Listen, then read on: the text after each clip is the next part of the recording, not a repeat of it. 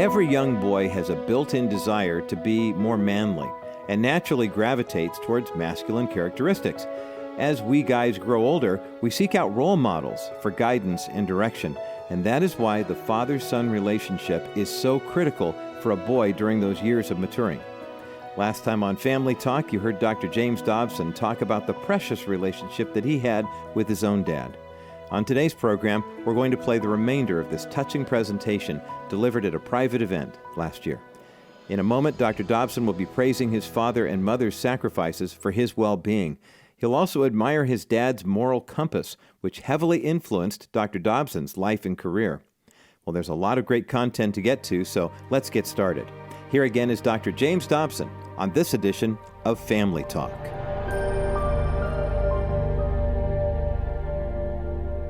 When I was 6 years of age, we came to a crisis in my family because my dad felt called to be an evangelist. And he felt like he absolutely had to have my mother. So we both needed her. And I couldn't go with him because I had to go to school. There was no homeschooling in those days. And so my mom and dad, in agony, let my great aunt raise me for that first year. And it was very, very hard for me. And I became very bratty that year. I caused a lot of trouble in that first grade and in the neighborhood. I wanted to fight everybody, and I was feeling abandoned. And a year later, my mom and dad came back, and my dad looked at me and he said to my mother, "He's not our son anymore. He's being raised by the aunt." And he says, "I can't allow that." And he bought a home in Bethany, Oklahoma, and he went alone for the next 10 years without my mother. That's very, very hard for him. He made a tremendous sacrifice, and my mother was mother and father to me during the next about 8 years. And I was not without him because he would come back, and when he was back, he was mine, and we would do things together, but he never rejected me, and I always felt like I could go to him with anything. So that was second grade where I began living with my mother in Bethany, Oklahoma. And my mother was also a very good mother. And she had her hands full, but she knew how to handle me. It was amazing. Dare to Discipline is a book that was plagiarized. It was. I took it from my mom. I saw how she raised me, and I talked to her a lot about that. And she just had a way with kids. And because I had an ability to be kind of bratty, when I was in the junior high, 7th grade, my teacher made a deal to the class. She said, "I want you to read these books." And I put values on them, numbers on them. And the more important the book is, and the bigger it is, and the more complex it is, you get a bigger number. And if you get a certain number in the course of the semester, I will give you an A+. So I came home and told my mother I was going to get an A+, because all I had to do was read all these books. And I cheated. I didn't read them. I turned them in, but I didn't read them. And I somehow thought that would be okay with my mom. So I came home and with an A+, and I said, "Isn't this neat? I got an A+. She said, "What'd you do to get it?" And I said, "Well, I was supposed to read these books, but I didn't do it." And she went into orbit. She said, "Do you know what you have done? You have really lied about this, and you're going to have to make it up. And I want you to read every book that you turned in." The works of Shakespeare were in there. A lot of very big books were in there. And I spent that summer reading while my friends were outside playing. But I learned something about cheating from my mother. I finally came to the last book. It was Ben-Hur. And Ben-Hur's about that thick.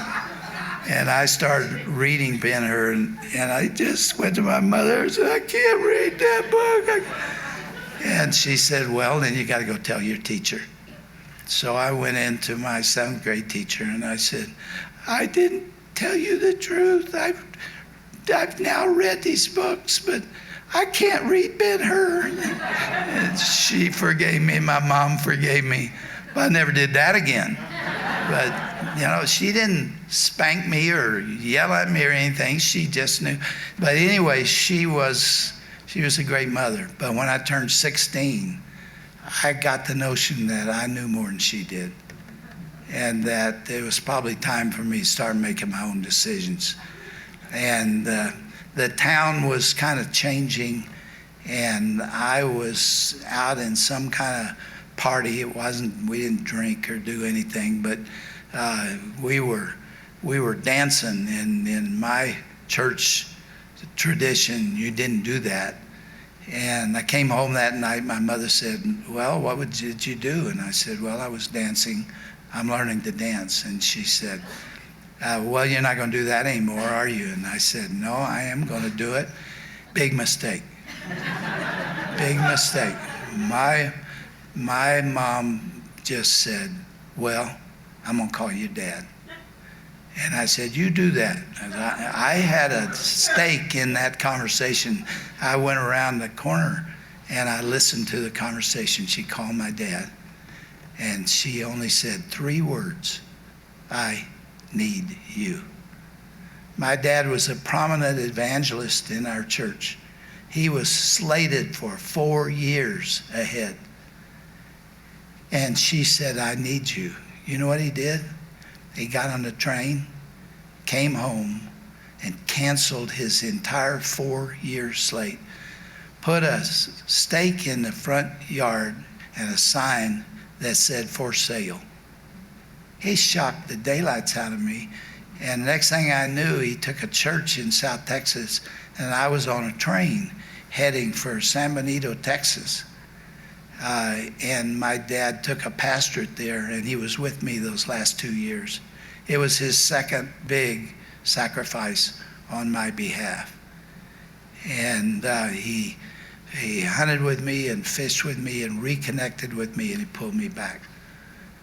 My dad was even willing to sacrifice his own ministry or to put it on hold in order to do what was right for me. When I was in graduate school, the abortion issue was really being talked about. And the professors there were saying things that were flat out racist. You know what they were saying?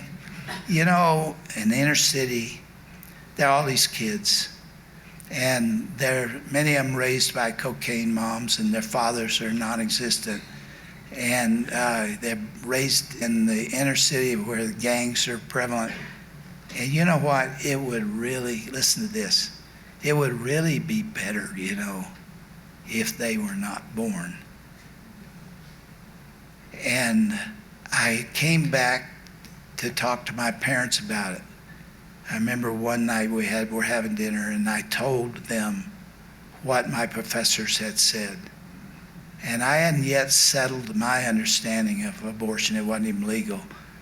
And my dad looked at me, and big tears pushed out of his eyes and ran down his cheeks.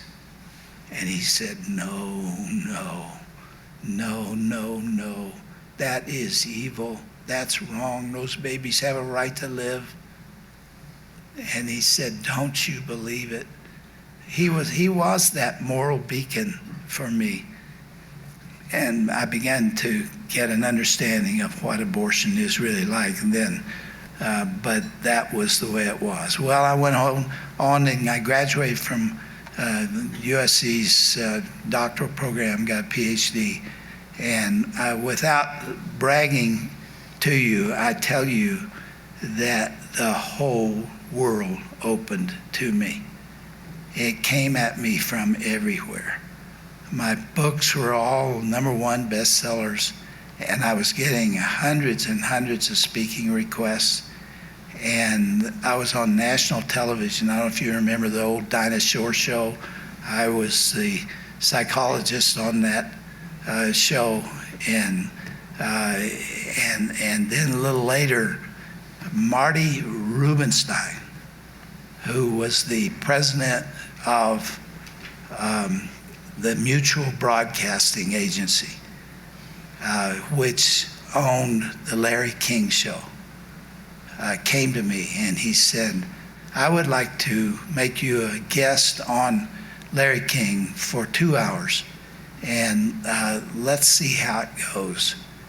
And I said, all right. And so on a Sunday night, I did the Larry King Show, and another Sunday night, I was on a show of my own, which was sponsored by Purex.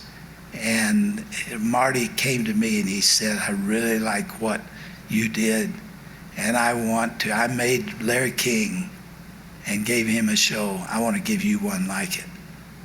And he said, if you will do this, I will make you a very wealthy man. And the words of my father rung in my ears, because my dad in those days wrote me a letter. This is so characteristic of him. He wrote me a letter and he said, Jim, I'm proud of what's happening in your life. It's wonderful to see what's taking place. But I'm worried about something. I'm very concerned. Because your daughter Danae, Ryan was not born, your daughter Danae is growing up in a world much farther gone into moral decline than the world into which you were born. And I observed that in this kind of culture, that you can't guarantee the spiritual welfare of your children if you're never at home. I'd gone 17 days without being home because everything was just, and that is really heady, folks, for a young man. It really is, when you have suddenly gotten pretty taken with yourself. And I had not gone very far down that road, so I didn't abandon my family, but I could have right there. And if I had taken that offer that Rubenstein had laid before me, I would have done huge damage to my wife and my 2 children by that point. And my father ended that by saying, saving your children and preserving them for the next life requires time, and it cannot be given if it's all sacrificed and laid on an altar of career ambition. Don't make this mistake. And again, he was there and pulled me back from the edge. What a good man he was. And it was such a shock. I was up speaking in California on a Sunday morning, and at break time, they came and told me that my dad had died, and he was gone. And it rocked me to the core, because I had depended on him for so much. All of my values, my love for the Lord, everything came out of the relationship primarily with my dad. And I wept in a way that I had never wept before. He had been sitting at a table at his sister's house on a Sunday afternoon. He had characteristically just prayed. They asked him to pray the prayer for the meal. And he had held a baby, and then they had begun to eat. And he just leaned into my mother's arms and was gone. My mother was devastated. She was absolutely committed to him with every fiber in her body, and she could not deal with it, and never did. There was something else grieving in that house. My dad had a little dog named Benji, named for Benjamin's Buck. And he held that little toy terrier. And Benji was always where my dad was. And my dad read a lot. He was reading, at the time he died, on God's four-letter words, he called them, which are the essential amino acids. And he would sit in his big chair and hold Benji, who was always in his lap, always near him. Well, Benji, that Sunday morning, saw my parents leave. There was a staircase that went down to the garage and a door. He saw them leave. Only one came back. And he was curious about that. And he stood at the top of the steps for months, waiting for my dad to come back. And I went there to pack up all my dad's clothes and get them ready, to get my mother ready to come to California to live near us. And I put the suitcases on the bed, and I was packing his clothes, and Benji came and jumped up on the bed. And he looked at that suitcase, and he walked stiff-legged over to the suitcase. And then he put one foot in it, and then another. And he walked over to my dad's clothes, and he sniffed them. And then he lay down on the clothes and put his head down where the coat was, because that little dog loved my dad. Many, many people love my dad. The most important thing he gave me was a deep commitment to Jesus Christ. It was the passion of his heart. And toward the end of his life, he knew that he didn't have long to live. And he began praying that the Lord would give him and his brother-in-law who had cancer. He was praying that the Lord would give them some more time to win souls to Christ. And he prayed for 3 days and 3 nights. And he was at the hospital the day after he had had an encounter with the Lord. He never said that flippantly. But about dawn that morning, the Lord had spoken to him. And he said, I have heard your prayer, and I'm going to answer it.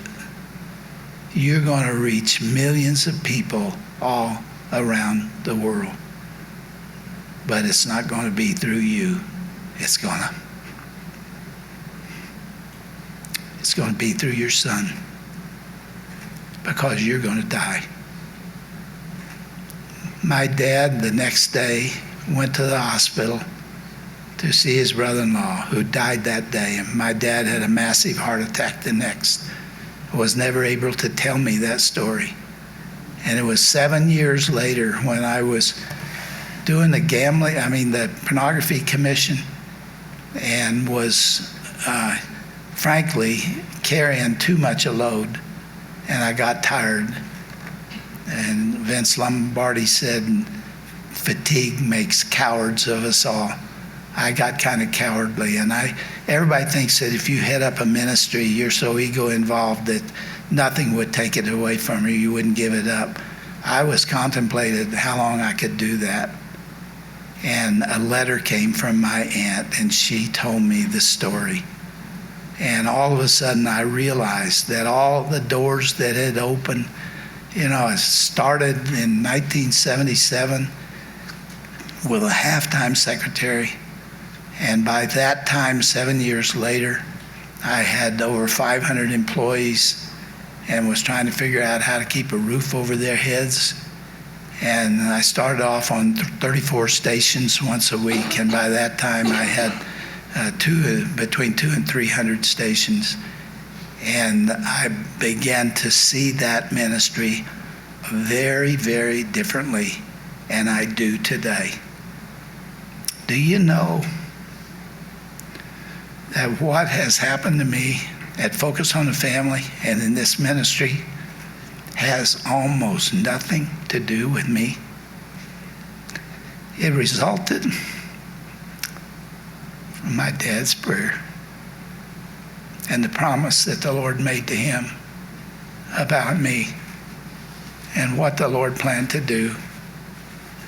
And everything that has taken place since then is a result of his blessing, because I couldn't have opened a single door. And it's still that way today. I hope he's here. I don't know the theology of that, but I wish he were here. Wish he could have been here tonight.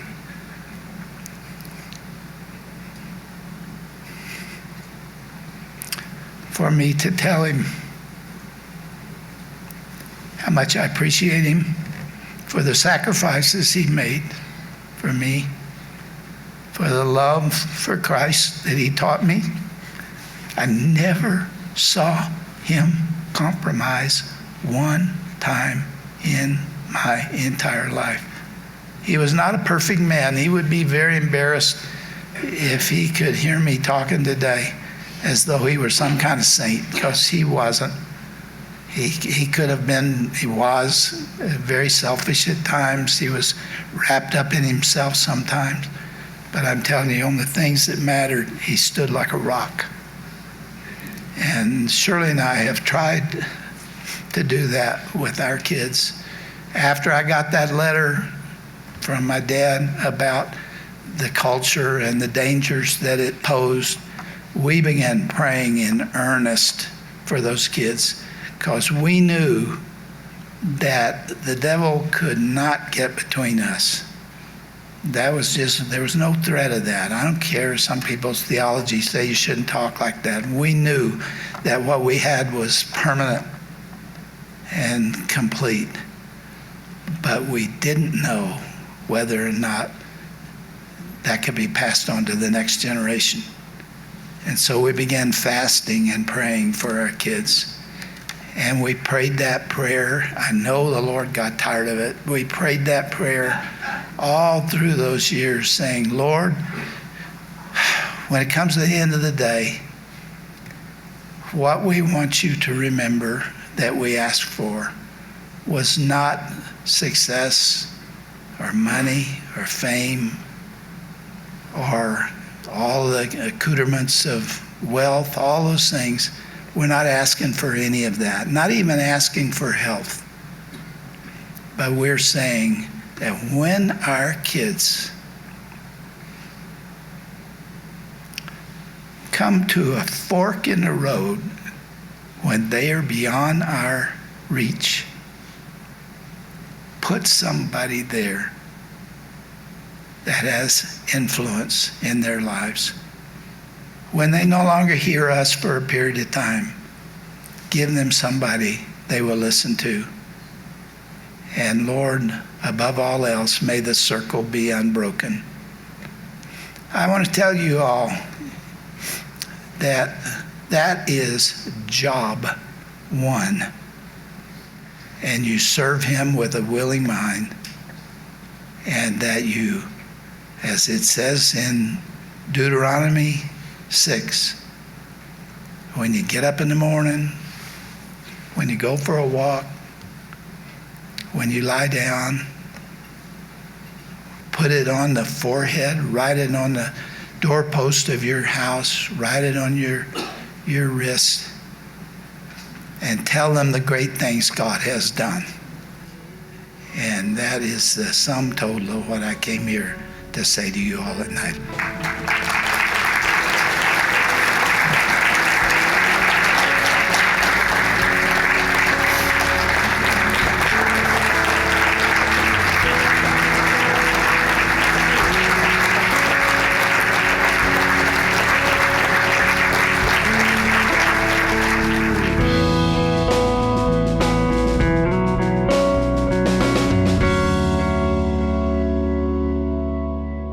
That's a powerful point to end this Family Talk broadcast upon. Parents must take seriously our responsibility to lead our kids to Jesus Christ.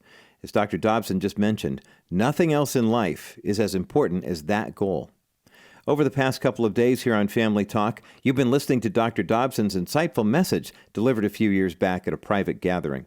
Now, if you missed the first half of his presentation, be sure to visit today's broadcast page at drjamesdobson.org. Once you're there, you'll also find a link for requesting both of these programs on a polished CD. Simply click on the Order a CD button and you'll receive a physical copy of this timeless presentation. You'll find all this and more when you go to drjamesdobson.org and then tap on the broadcast page. Well, that's all the time we have for today. Be sure to tune in again next time for another edition of Dr. James Dobson's Family Talk. Have a safe and blessed day.